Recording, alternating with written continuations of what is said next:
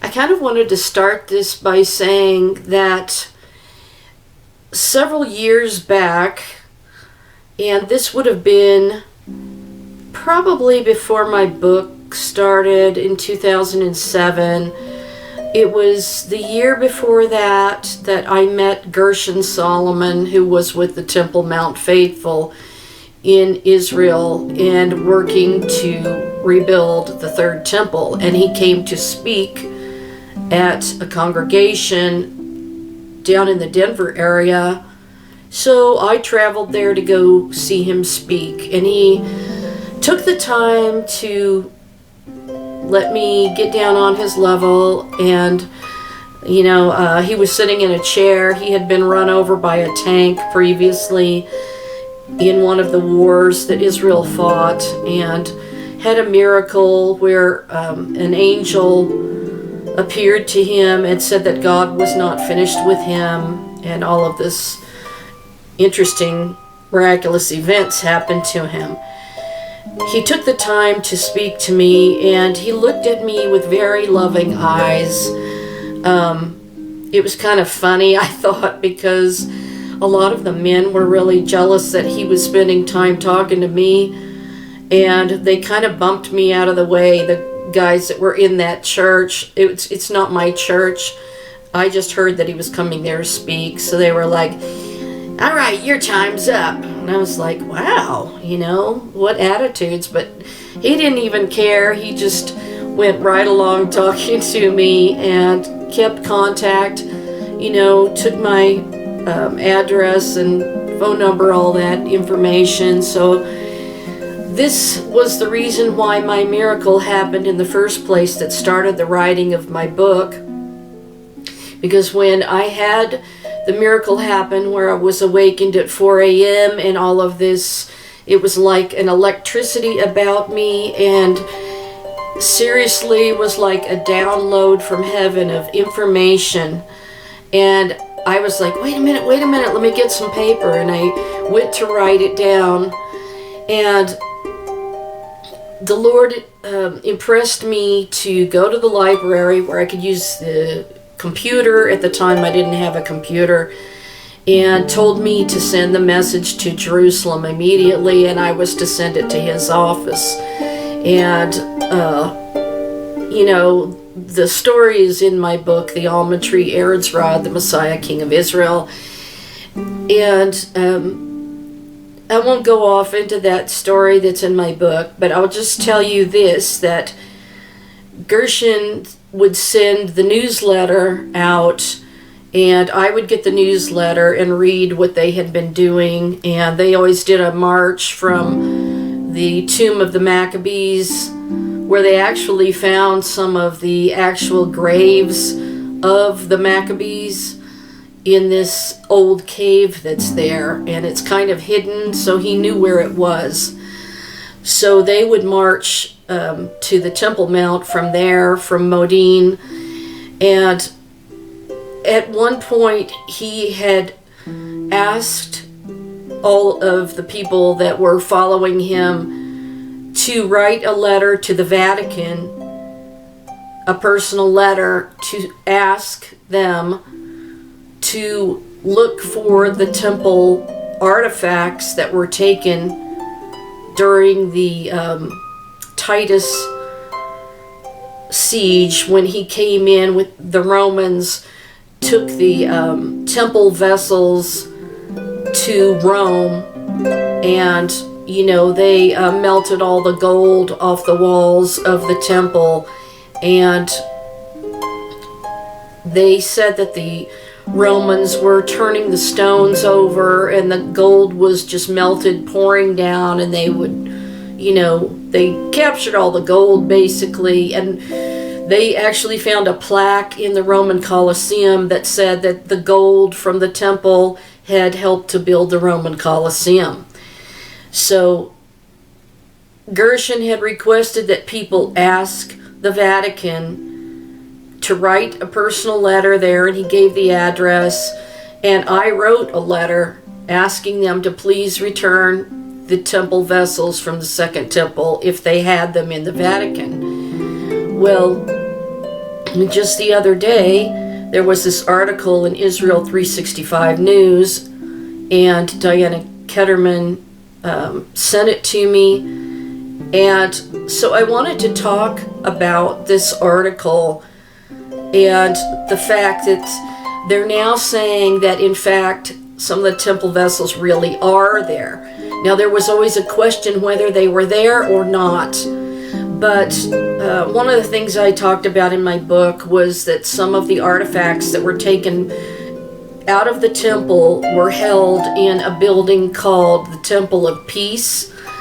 And it had these pink marble floors in the Temple of Peace. And fairly recently, they started excavating and they actually found the marble floor of that building. But what had become of the temple vessels and objects of utensils and things that they had used in the Jerusalem temple had been seen by several people, several rabbis that had traveled to the Vatican and were given access to see them. So I kind of wanted to tell the story and tell you what's happening with that, with this updated article. The story was something that I talked about, like I said, in my book, but this is something that is just like an update now, and now they are saying that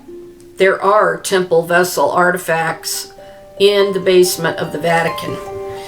So I wanted to talk about the rabbis that claim to have seen these things, and there was an article February 10th of 2022. It says, "Is there new evidence of Jewish temple treasures in the Vatican?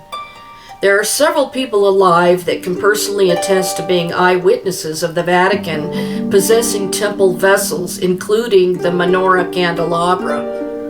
Pretend for a moment that the Vatican has in its possession some sacred and precious relics that were originally in the Herodian Jewish temple located in Jerusalem 1,950 years ago. If you were the Pope living in the 14th century and could verify this fact, would you not ask yourself how indeed such Jewish artifacts had come to your residence in the first place?" And let me say that they've been denying that they were there all this time, because even when Gershon kept sending letters to them, they would simply not comply or admit that they were there. After some digging around, no pun intended, you would have found that your new Vatican residence was actually built over sections of Caesar's palace. The Vatican, including St. Peter's Basilica, was constructed over Emperor Vespasian's Roman palace approximately 200 years after the sacking of Rome in 455 AD. Indeed, there are excavations going on there right now, even as you read this magazine. What this means is that the Vandals and the Visigoths passed over or simply didn't find the select treasures secreted away in that palace, and instead took with them the many items on public display in the temple that was the Temple of Peace, located not far away. It says in the Talmud that the famous Jewish sage and author of the Zohar, Rabbi Shimon bar Yochai, went to Rome with his colleagues to nullify harsh decrees placed on Judea, and while there he saw the exact items mentioned in this article. They ended up being royal guests at Vespasian's palace after being asked to attend to his ailing daughter. When they miraculously did heal her, the sages were afforded the chance to see these extremely holy items, proving that they were kept in that place. In fact, historian Josephus Flavius records the event in which Vespasian took for himself these items specifically as his special treasures for safekeeping, including an ancient Torah scroll. According to Vatican expert Dr. Michael A. Calvo, those vessels and others found their way to the Vatican via another route, after making their way to Byzantium. These include temple candelabra given to Pope Innocent III by Baldwin I after the sacking of Constantinople, and the massacre of the Christian Orthodox population. Now, there's something about Baldwin. I think he had the crown of thorns and perhaps the shroud of Turin in his possession. Kelvo claims temple shofars and utensils, garments of the high priest, the zetz, which is a gold crown. It says a gold plaque with the words Kodesh la Hashem, holy to the Lord, cultural objects, and many other objects of art, books, and manuscripts that the Vatican and other churches have appropriated and placed in their own storerooms, libraries, and museums. But where is the factual, tangible proof that the Vatican inherited these sacred items and retains them until today? The Israeli Foreign Affairs Ministry security services may already have evidence. About 50 years ago, there was a certain Jewish student, let's call him DM, who was enrolled in a correspondence course at the Urbaniana, the Vatican's university. Upon attending in person for the last semesters of his doctorate, he found himself the only Jew among 17,000 students. DM told me that he was well loved, but then when push came to shove, both professor and student approached him respectfully in order to convert him. After firmly refusing time after time, a friend of his, later to become one of the Vatican archivists, Cardinal Antonio Samore, offered to show him what used to be his Jewish heritage, the temple vessels. In an attempt to entice him to convert, DM agreed to be taken to see them months later at night. When I asked him if there was anything in that cave that had belonged to the temple, he simply replied, "Everything is there." Did he really see anything or just come close? Many years later, in 2002, DM apparently gave sufficient proof to then Foreign Minister Shimon Peres and others who were in negotiation with high-level Vatican officials at the time. If this is true, Israel may already have a solid, well-documented case. So now what? Today, in the 21st century, there's a thriving sovereign state of Israel being the sole worldwide representative of the Jewish people, or the World Jewish Congress, both being adequate addresses to make an arrangement for some sort of reparations deal. In the meantime, Roman Catholic relations with Israel are on the rise. Dialogue and cooperation with the Jewish state are close, and there are even several Jews who have been knighted by recent popes. So why not negotiate over whatever there is now? Before getting to that, however, let the thoughtful reader peruse through the true stories suggesting the Vatican does have much to hide. One of the greatest rabbis in his generation at the beginning of the 20th century was the chief rabbi of Libya, 77-year-old Rabbi Yitzhak Chai Bozovka, an expert in all areas of Torah, both hidden and revealed, who authored many outstanding books. In 1929, Italy's King Vittorio Emanuele III came to Tripoli for a royal visit. Libya was then under Italian rule, and the Jews of the city made a huge banquet reception, indeed fit for a king, with their beloved chief rabbi at the forefront. Rabbi Bozovka made quite an impression on the monarch, and before the king set sail back to Rome, he invited the rabbi to attend the wedding of his son, the prince. A year later, the rabbi received the royal invitation, but declined to go due to being weak, although he did add the question, "Why am I needed, though, when you have the Pope?" Within 48 hours, the king sent a telegram back stating not to worry and that he very badly wanted the rabbi to bless the new couple again. He offered to send him his royal boat, give him all the kosher food and accommodations that were required, and even signed it, "Your friend the king." The rabbi reluctantly agreed, and when he arrived in Rome, he was treated like royalty, and the wedding was a huge success. As the ceremonies came to an end, the king asked the rabbi if there was anything he could do for him. Bozovka responded that he so desired to see the holy vessels of the Jewish temple in the cellars of the Vatican. When the king first heard this, he refused, saying that there is a separation of church and state and that he didn't have jurisdiction over the Pope in these matters. The two didn't exactly get along. Nevertheless, after much prodding, the king went and managed to convince the Pope, making him an offer he couldn't refuse, but on the condition that it was only the rabbi alone. That day, he was even invited to the Holy See for a personal audience with the pontiff. Late that night, and after much spiritual preparation, the rabbi met the guard at the Vatican gates and his students remaining outside, and went down the steps 4 stories under St. Peter's Museum to a hidden maze of ancient galleries attached to the necropolis.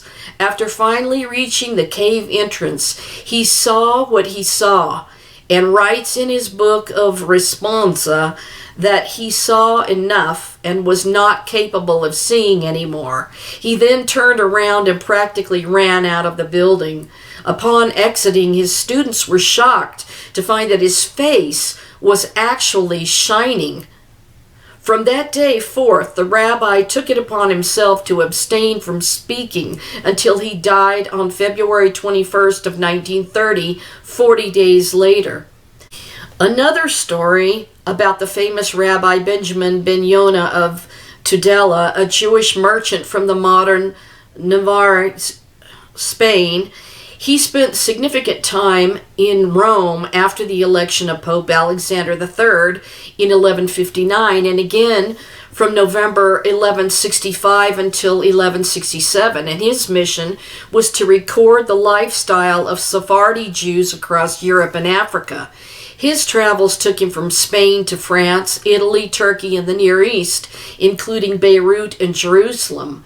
A well-known Iberian traveler, he kept complete and extremely accurate records in his travelogue, as noted by his contemporaries. And when the rabbi passed through Rome in the 1160s, he noted the honorable position of the city's Jewish population, as well as the wonderful buildings there. Was he credible, though? Evidently, the commentators on this work held their subject in high esteem. A commentator that translated the itinerary in 1840, A. Asher, had glowing praise for Rabbi Benjamin. The whole work abounds in interesting, correct, and authentic information on the state of the 3 quarters of the globe known at this time, and in consideration of these advantages, stands without a rival in the literary history of the Middle Ages. None of the productions of the period is as free from fables and superstitions as the travels of Benjamin of Tudela. Tudela wrote, "Rome is the head of the kingdoms of Christendom, and there live about 200 families of Jews who are respected and who pay no tax to anyone." And now, folks, for the meat and potatoes. In Rome there is the cave where Titus, the son of Vespasian, stored the temple vessels that he brought from Jerusalem. This was before popes took up residence in the late 1300s at the Vatican. It appears that indeed vandals didn't run off with the whole hoard after all. There is an old picture in my possession of that mysterious corridor in front of the cave, replete with creepy skeletal people embalmed to this day, 50 on each side, and showing the huge arched wooden door at the end. This picture was taken at least 50 years ago with the custodian guard wearing all black and holding a lantern, especially attesting to Tudela's account.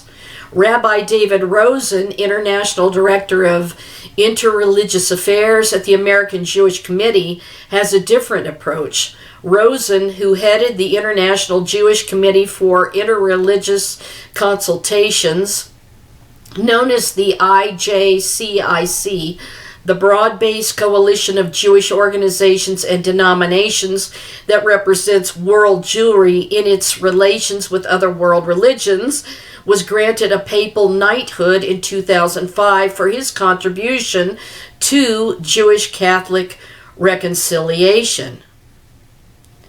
He was also chosen to lead the famous 2013 prayer service with the Pope, PA President Mahmoud Abbas, and Shimon Peres at the Vatican. Rosen suggests approaching various museums in Israel that already had exhibitions of Vatican art and archaeology, which had come from Israel originally, and suggesting a loan arrangement for a limited period to display some ancient vessels of their choice. And this would constitute a win-win for both parties and would certainly be a major event. Rosen cautions that the whole idea of restoring artifacts of cultural or religious heritage back to their countries of origin is a complex one that must take into account the interests of the country that currently possesses the artifacts, among other things. Can, or more importantly, should Israel make use of today's international laws of reparation? This can be considered as well, but then uncomfortable issues are bound to arise. For instance, in this age of political correctness, the following might have to be addressed. Are the Jewish people still the legitimate owners of this ancient treasure? What about replacement theology? Could it be that after 2,000 years behind closed doors, the ownership of these historical religious artifacts is being debated and disputed? The same way, for instance, that the legal ownership of Jerusalem is debated and disputed, and this author says yes. This is not just food for thought, believe it or not. And with all due respect, he said, I have reason to suggest here, without getting into detail, that this is part and parcel of a new attitude and approach, an indication of what's really being discussed in the long corridors of Rome, the United Nations, the EU, and also the PA. It even has a name, lawfare. Here's a case in point. Not long ago, Abbas had a personal consultation with Pope Francis. After agreeing that the two-state solution was the only way forward to make peace with Israel, Abbas stated that with respect to the advent of a Palestinian capital, Jerusalem's identity must be preserved through a special internationally guaranteed status. In other words, the territory that used to belong to the Jewish people so long ago does not necessarily mean that it belongs to Israel today, according to Abbas.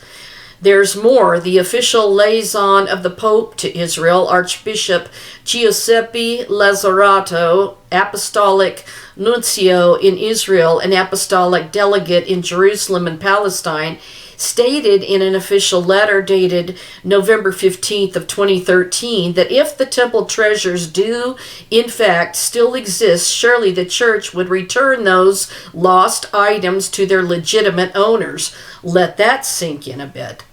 I'm willing to make a wager that as sure as the sun rises in the east, if Vatican officials were to claim that they own it all, having acted as paternal preservationists, as it were, and that the treasure would theoretically be kept in a Vatican Jewish museum somewhere, everything would change. Indeed, this is in fact Plan B. No more need for the Vatican to ignore the elephant in the room. Diplomatic evasion no longer required, and yes, at that point, I'm sure that the chief prefect would take whatever they have out for all of humanity to see. And let's be clear though, Plan A isn't politically correct, but in this author's view, it's the truth that this vast treasure was, is now, and will always be Jewish, with its home ultimately in Jerusalem, the united capital of Israel. There are several people alive that can personally attest to being eyewitnesses of the Vatican possessing temple vessels, including the menorah candelabra.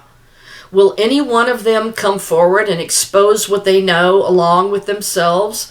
No, and I quite frankly don't blame them. That might be unwise. It doesn't end there, though, because if this were just a judicial court setting, and it isn't, the majority would agree that there is enough information already on file to have reasonable or justifiable cause to move forward. What this means in our case is that making the museum deal is starting to look better and better. After over 25 years of research into the whereabouts of the lost temple treasures, more Vatican details have been included in my book series, The Ark Report, including the existence of the oldest and very fragile Torah scroll taken from the temple building, the golden head plate of the high priest with the holy name of God engraved on it, the tzitz in Hebrew. Well, it's actually a crown that the high priest wore, and I think a ribbon tied it in the back. Let's see. They have remade the tzitz. I've seen it on the Temple Institute website.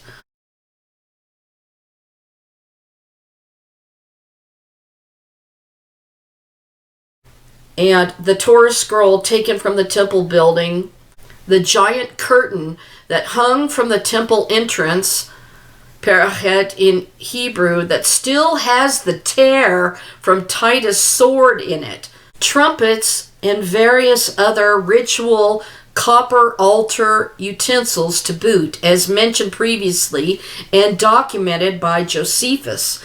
35 years ago, a certain outstanding Swiss Vatican guard, now legally blind, who was posted close to the dormitories, found out that he was, in fact, Jewish.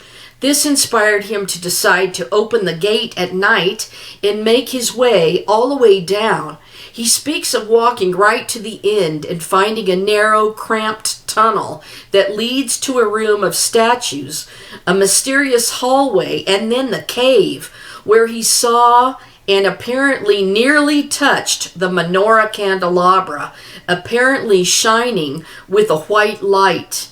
The next morning, he apparently told the whole tale to the chief rabbi of Rome at the time, Rabbi Elio Toaf, who was known to have testified to its truth. But back down to business. The main concern now really lies in the political level in 2022, far from being outrageous or insulting, approaching the Holy See with the museum idea, whereby the Vatican retains ownership and sends a display of certain ancient temple items to Jerusalem, presents a brilliant idea.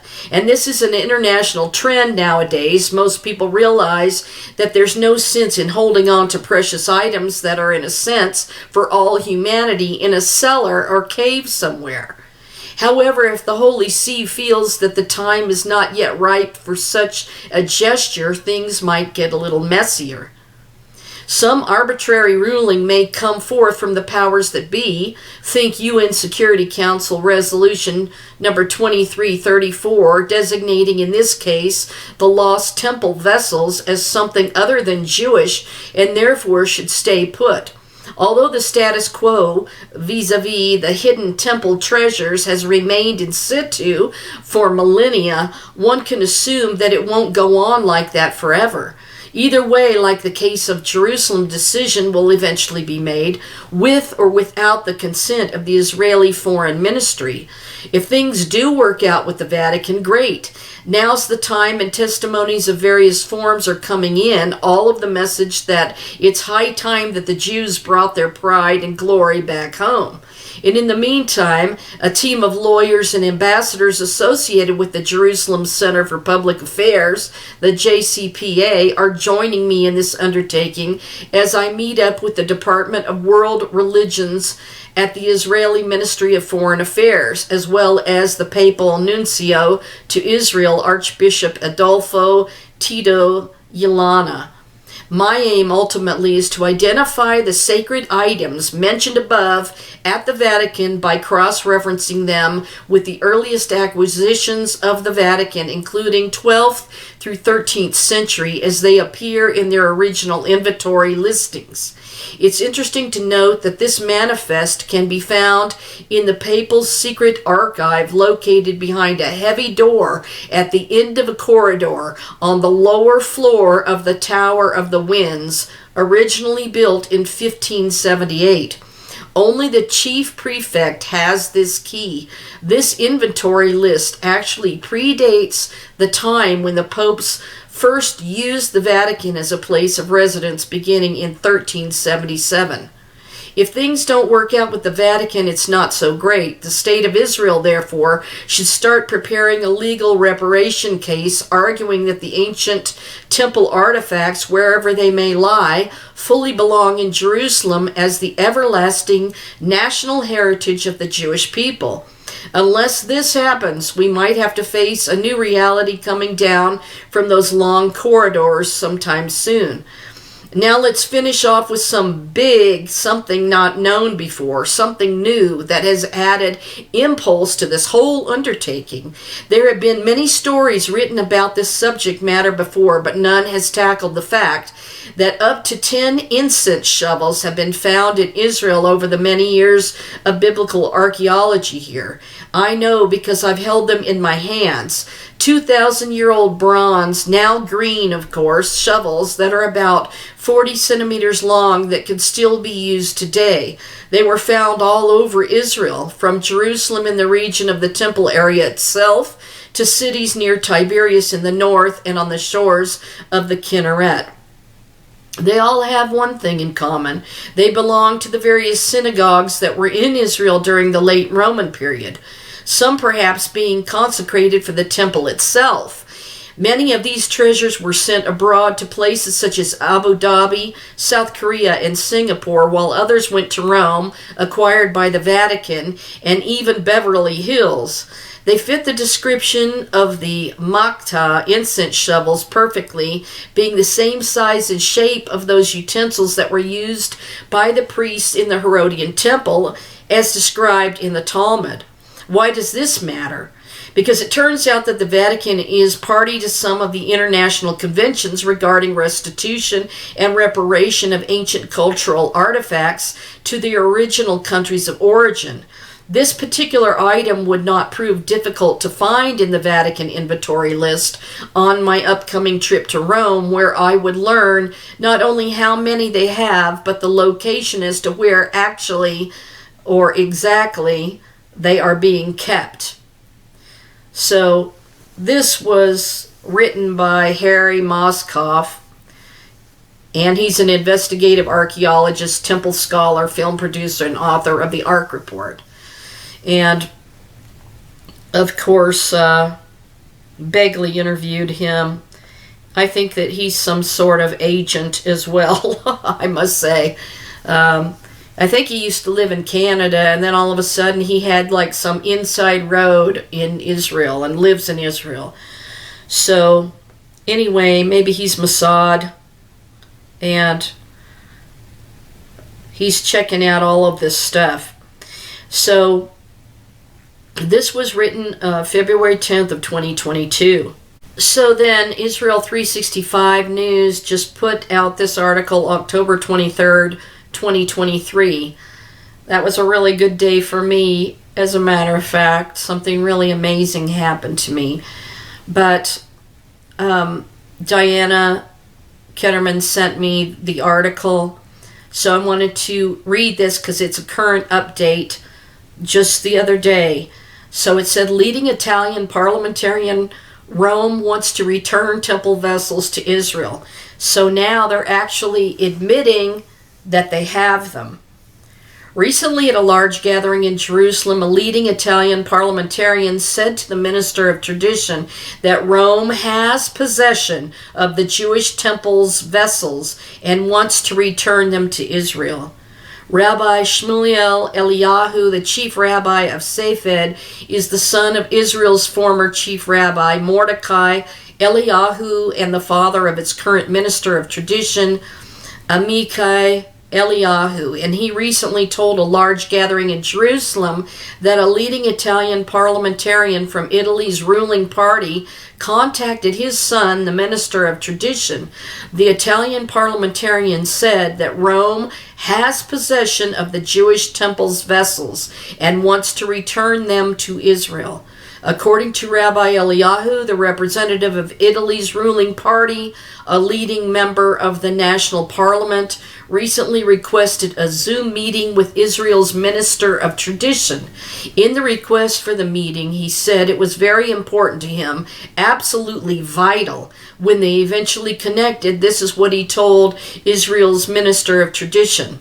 He said, "Every day from my office, I see the Arch of Titus. It's hard to miss it. It's big and impressive, and everyone can see what's displayed on it. Jewish slaves carrying off the Jewish temple's implements into exile 2,000 years ago. We defeated you. We destroyed your temple, massacred your people, including crucifixions, and exiled the Jews throughout the world. And I suppose you deserved it," he said.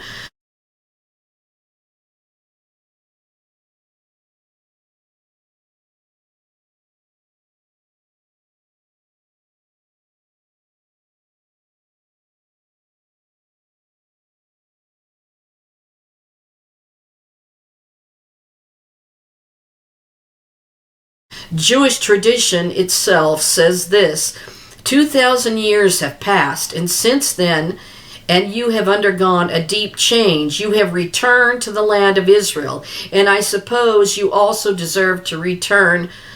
God promised that you would one day return, and that time is now. You have been blessed in a way we haven't. In Italy, we have one of the lowest birth rates in the world. We unfortunately compete with Spain and Japan for the bottom of the list. People here don't want to get married. They just want to enjoy themselves. They don't care about the next generation. There is a values crisis, and if we don't solve it, all the incredible traditions of Rome and Italy will be lost. In 20 years, there will only be old people in Italy. Immigrants from Africa will overwhelm us in Rome, and all of Italy will be no more. The Italian birth rate is about 1.2 children per woman, whereas in Israel it's about 3.0. But Israel is a miracle. You have succeeded in educating your people. There is marriage, love, trust, and family values. The average number of children in Israel is double the average number of children in Europe. This is not just Italy's problem. It's the problem of all of Europe. Your nation has been chosen by God to teach the world values. The Israeli minister could not believe his ears. But all this was just a promo to the revelation that the Italians shared the next. We have in Rome the implements of the Jewish temple, the golden menorah, and many other temple vessels and tools that we took from Jerusalem 2,000 years ago. With these vessels, you brought light into the whole world. They are with us. By keeping them, perhaps we're preventing you from fulfilling your destiny. If so, we will return them to you. If you want them, take them. It won't be easy, but if this is what will enable you to fulfill your divine role, then please, they are yours. They are laying in our cellars. We aren't doing anything with them. This admission comes after over 100 years of denial by the Vatican that it possessed the temple implements. And of course, I told you, Gershon Solomon tried to write letters. He told the rest of us, please, here's the address, write your personal letter, and asked for them to be returned to Jerusalem. So they denied it at the time. In 2013, for example, the Archbishop Giuseppe Lazzarato of the Apostolic Nunciature in Israel wrote in a reply to an Israeli inquiry that the Vatican did not have the temple vessels.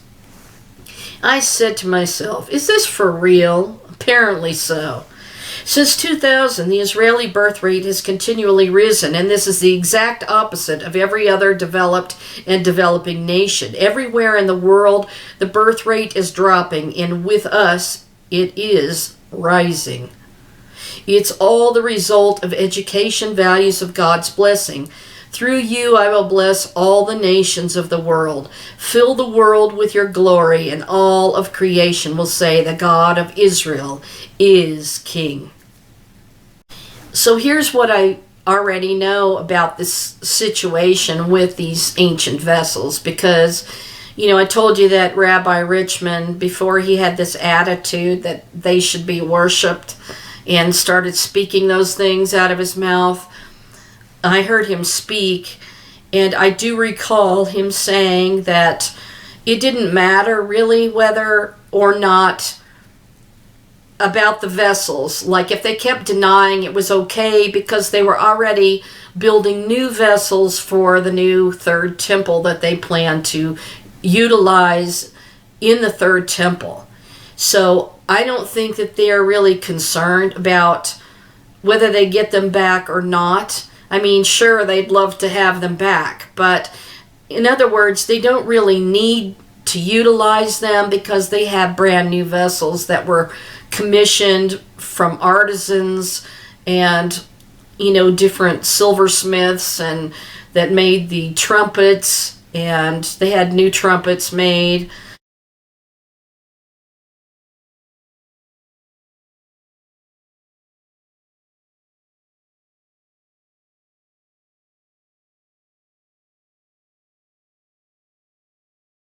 So, all kinds of vessels. I mean, when you go to the Temple Institute, it's kind of like a museum, but, it's like all of the vessels that they plan to use for the third temple. Technically, they really don't need them for use in the third temple. But I do think that they would like to have them back, especially the gold menorah and whatever else is in there. I mean, I'm wondering if it's the curtain that was ripped in twain when Jesus, when he was on the cross, and an earthquake happened and the temple curtain was torn in two. So I'm wondering if they have that. I would not be surprised. And it's really a tragedy that they have so much proof of the Lord and Jesus and everything, and they hide it from people, from all of humanity. And this is really what they've done with the Shroud of Turin, because, when I talked to Barry Schwartz on the phone, he was the Stirp team official shroud photographer, and God allowed me to meet him and speak to him on the phone and everything. He gave me pictures for my book and everything of the shroud. And he was telling me that they only gave them something like a week to do the investigations on the linen cloth. And somehow they prevented them from having enough time to fulfill those 7 days.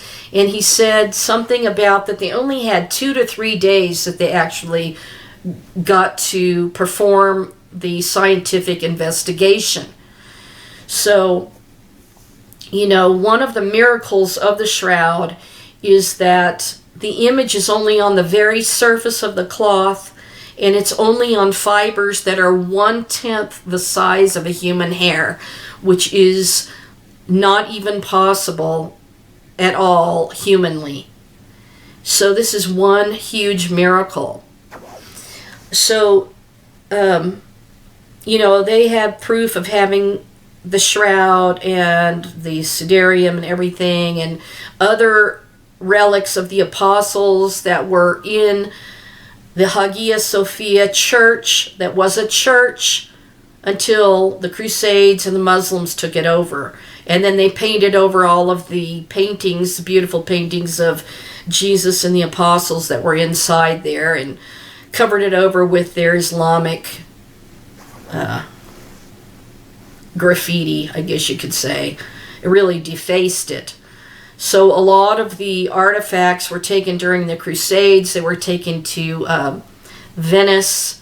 They were taken to Spain.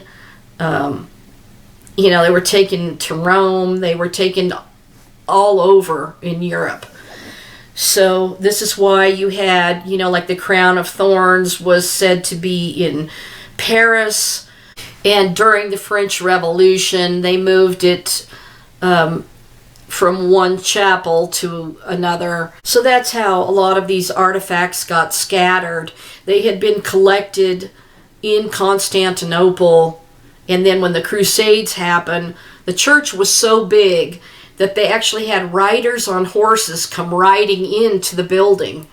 So they literally captured artifacts that had been gathered there, like a museum of relics of the apostles and of Christ and everything, or of the Messiah.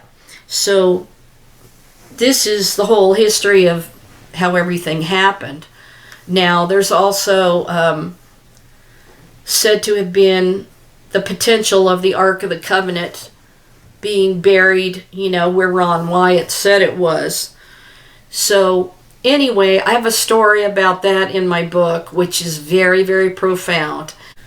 So I just thought I would elaborate on this and tell you what happened with myself writing a letter. And this was back when, like right around the time I wrote my book, 2007, and it was published in 2015.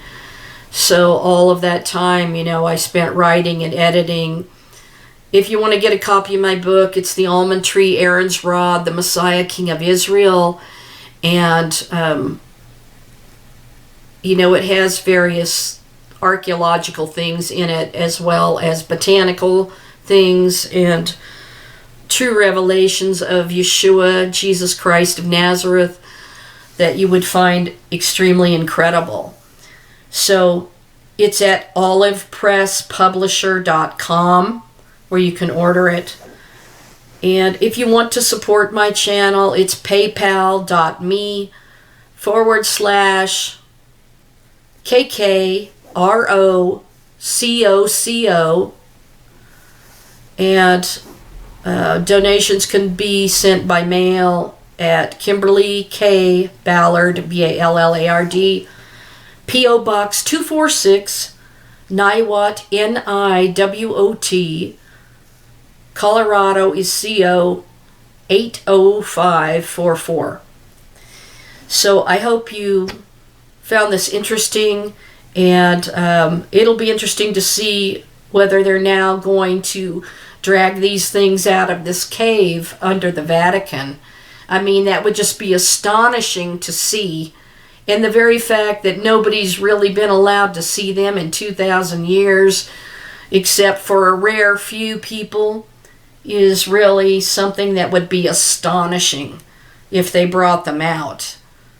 And suddenly, in an old Torah scroll from the temple, I'm sure they had a lot more than one scroll, so it would probably be a series of biblical scrolls, and I wonder if they have artifacts from the first temple as well, the Temple of Solomon, because some of the relics, have been dispersed, and I'm sure that they were saved, but they were saved by these various kings. And so, Jerusalem being Mystery Babylon, the great mother of harlots, she's influenced the kings of the earth, and all of her artifacts were taken out of Jerusalem and taken to Rome. So this is truly fascinating stuff. I really think it would be incredible to see this stuff. I mean, from the Second Temple, and to know that Jesus would have seen it and his eyes would have looked at it. That is something I just wanted to share. I hope you enjoyed it, and I'll see you in the next video. Shalom, and have a good night. And I probably will be loading this in the morning, so I'll see you then. Good night for now.